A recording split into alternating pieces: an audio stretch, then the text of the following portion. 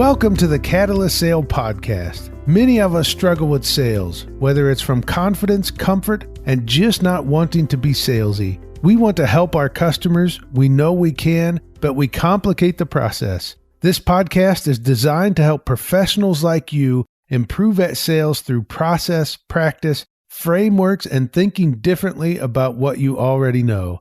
I'm your host, Jody Mayberry, and of course, we're here with Mike Simmons, the founder of Catalyst Sale. Hello, Mike. Hey, Jody. Mike, that opening is still new enough. I still don't know where to breathe at while I'm saying it. That's kind of a weird way to open a show, isn't it? You're a professional. I have all the confidence in the world. And if you did not breathe in the proper place, you probably still wouldn't be here, depending on how long you can hold your breath. Well, if we ever start an episode and then it just goes silent over here or you hear a thump, then just call back in an hour. Well, and the cool thing about it is with the audio being on two different channels, nobody else would hear the thump. Yeah, that's true. That's true. Well, speaking of hearing thumps, this has nothing to do with the thump. I just didn't know how to transition out of that. You know, awkward conversation. Sometimes it's hard to get out of those. But we do have a listener question.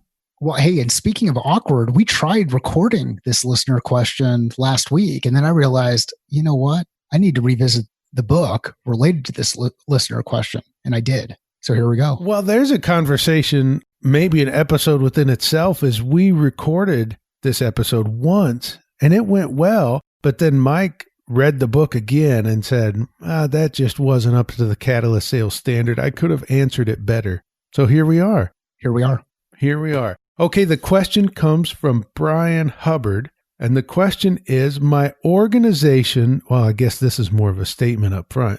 My organization is adopting the Challenger sales method.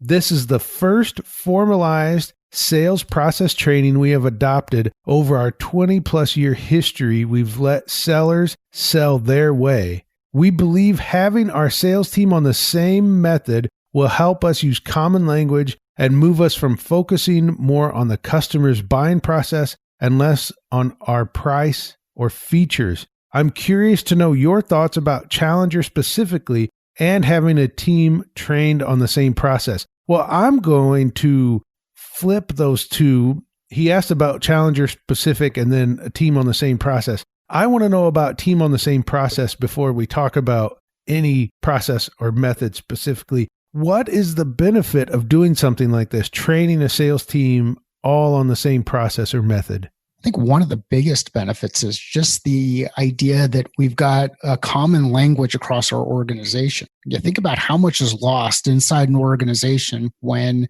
there's not alignment, when you've got friction inside the organization that's unnecessary. And one way to reduce that friction is better communication. And what better way to communicate than to use similar vocabulary? And then with the similar vocabulary, you can probably have a higher likelihood that communication actually takes place.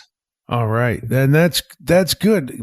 The idea of everyone speaking the same language, understanding where everyone else is coming from rather than everyone selling their own way. Okay. So that gives us a good base. Now let's move to the Challenger method specifically. Mike, I haven't read the book. Usually, if we're going to talk about a book, Mike and I have both read it, but I'm coming clean. I have not read it. Mike has freshly read the book. So what do you think about the Challenger method?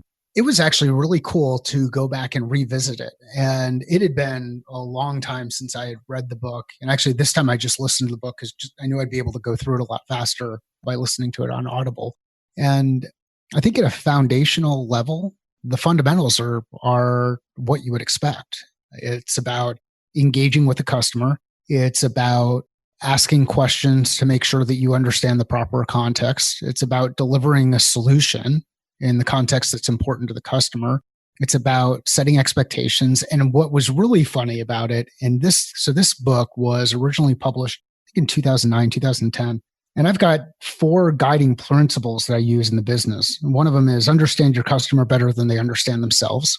The second is set expectations and execute flawlessly. The third is put your solution in the context of what's important to the customer. And the fourth is don't limit yourself on preconceived notions. And as I was listening to the book, I wondered how many of these guiding principles were actually informed by this book.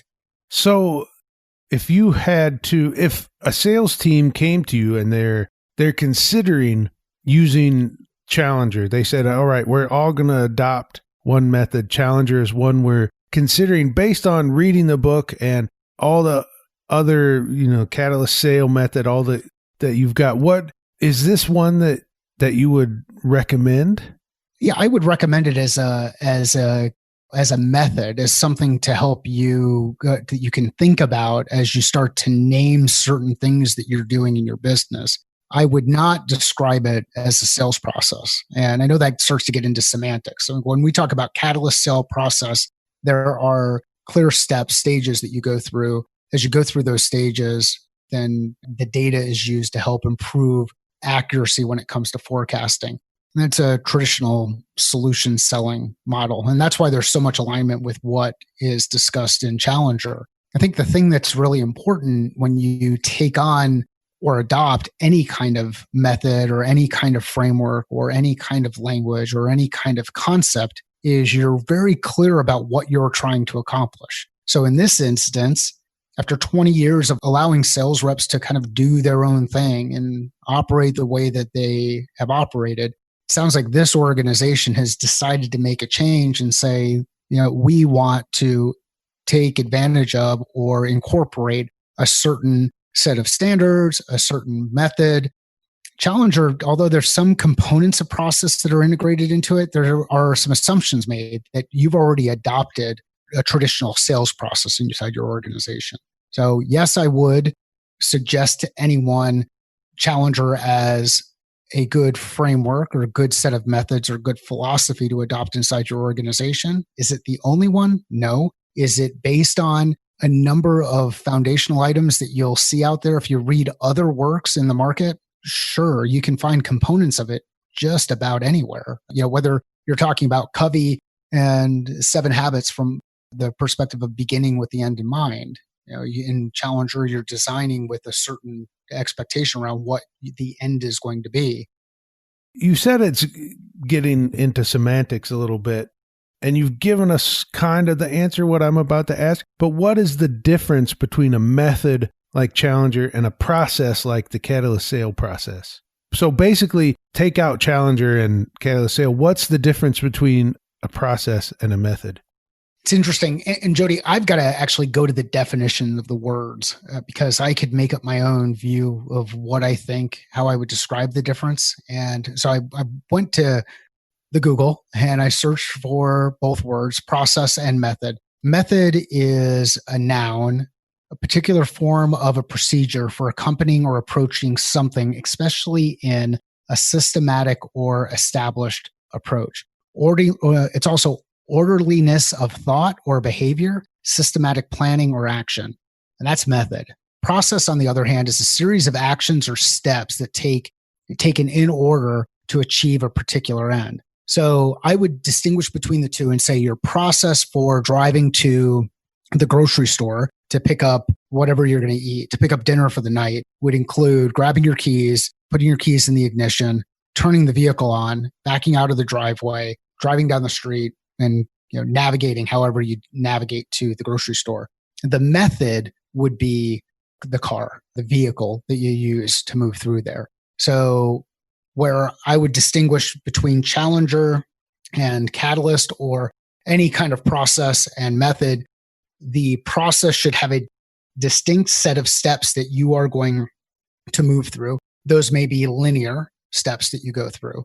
And method would be more of the kind of underlying principles that you use or vehicle that you use to move from point A to point B. That was a good illustration you gave. The process is getting your keys, walking outside, unlocking the car, backing out of the driveway, where the method is, for me, the Mitsubishi Montero I drive. So that's a good way to look at it. And they do go hand in hand. If you don't have a car, it's hard to do the process. At least it would be very hard. Yeah. So that's okay. That's really interesting then. And do you have any recommendation about pairing a method and a process? This is the first I've thought about that when I heard your definition. Okay, is there considerations that go with that pairing of process and method? Well, I think that's one of the things that's unique about what we've done here at Catalyst Sale is by blending the combination of process, methods, framework, and approach, you create predictable sales outcomes and improve performance. So I have, but not specifically in this way. And I know this is about Challenger and it's about the question that came up. And so getting back to the original, one of the original questions you asked, would I recommend adopting Challenger as a method? Absolutely. I don't think that there's any reason to avoid Challenger as a method. What you want to make sure is that the method aligns with your ultimate objectives as an organization. Do I think that someone who is selling at point of sale in a fast food restaurant or a restaurant, even a high-end restaurant, that maybe a high-end restaurant, this might fall apart, but do I think someone in a fast food restaurant should use Challenger sale methods in order to improve their success? No, it's highly transactional, and you're probably going to irritate a lot of customers if you take that approach. But in an environment where you're delivering a solution, a tailored solution that's organized to meet the need of a given market and is going to have some complexity in the way that the purchase is made. So they get into this in the context of consensus buying, where there's a consensus, multiple buying points inside an organization. Then a method like Challenger is a very good fit. Well, I have a bonus question that follows that from Brian. He said, as a manager of a regional sales team, how do you suggest I model a new sales process when I am not a seller? So that is where things really start to get unglued here in this question. And what I want to do is follow back up with Brian directly and distinguish between process and method. Because if we're talking about adopting Challenger inside the organization, we're talking about a method, not a process on its own. But when it comes to Challenger specifically, know that the three core areas, the three core tenets of Challenger are based around the idea of train. So training your customers. And it was kind of interesting. They talk in the book about the importance of, depending on what geography and where you're actually delivering this, where you have to incorporate the idea of respectfully train. So it's training your customers, educating, providing some level of insight, tailoring the solution based on what you understand about them at an organization level and an individual role level, and then take control. So this gets into, when we talk about it from a Catalyst sale perspective, we talk about the importance from a foundational pillar of sales perspective, the importance of project management, assessing risk, calling folks to action, and holding others accountable. You take control. So it's train or teach, tailor, and take control. And if you keep those concepts in mind, Brian, as you're rolling this out across the team, check for each of those behaviors that are taking place across your sales team. Are they in a mode where they're teaching or training a customer? Are they in the mode where they're actually tailoring the solution or tailoring their approach or tailoring the type of information that they're delivering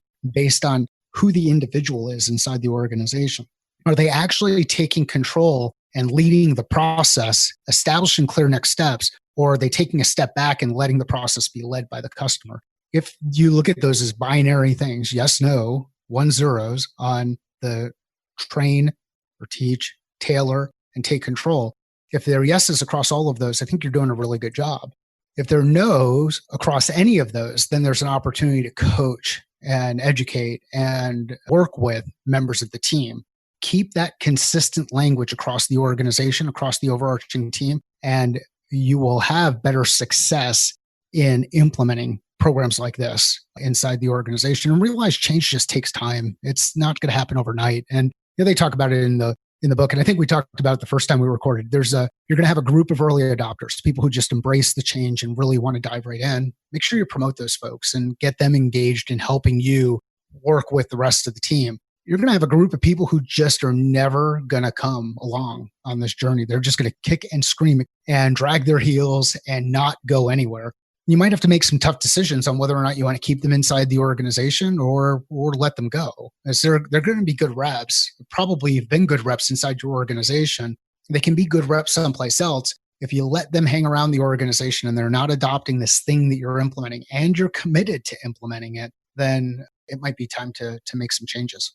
All right, Mike, this has been a great discussion. And I love the idea of whether we're talking Challenger method or another method or the catalyst sale process or a different process. I love what you said earlier about getting everyone on the same page as far as what they're talking about, the same conversation. That's what I like, using the same language so everybody understands what everyone else is talking about, as opposed to every seller selling their own way. Absolutely. And if you want to create alignment in your organization, this is a great way to do it. And the negative, the thing that you've got to be really careful about is don't let this be a flavor of the month kind of discussion, where today we're talking about Challenger and tomorrow we're talking about spin. And the day after that, we're talking about beyond selling value. And the day after that, we're talking about predictable revenue. Or in the day after that, we're talking about whatever other flavor of the month book or resource. And hopefully one of these days, the flavor of the month is the catalyst sale approach. But depending on whatever that flavor of the month is, don't just quickly change things in your organization. You're not operating like a speedboat. You're, in many of these cases, especially an organization that's been around for 20 years, and you've got some really seasoned professionals, you're probably operating more like an aircraft carrier. And let's just be really intentional. What problem am I trying to solve? Who cares about that problem? Why is it important? And go from there. All right, fantastic. If you have a question like Brian did, we want to hear it. Reach out, let us know your question, or if you just have a topic, not a specific question, but you just have a topic like Brian asked about the Challenger sales method, just send it to us. Mike, how can we do that? How can we reach out and get a topic or question on the show? The best place to do this is to send an email to hello@catalystsale.com. If you're not big on sending email, just go to our chat on the catalystsale.com site and click on live chat and just enter your question right there. And if you'd like a direct response, include your email address and we can do that there as well. All right. Fabulous. Thank you so much, Mike. Thank you, Brian, for sending in the question. And thank you for listening to the Catalyst Sale Podcast.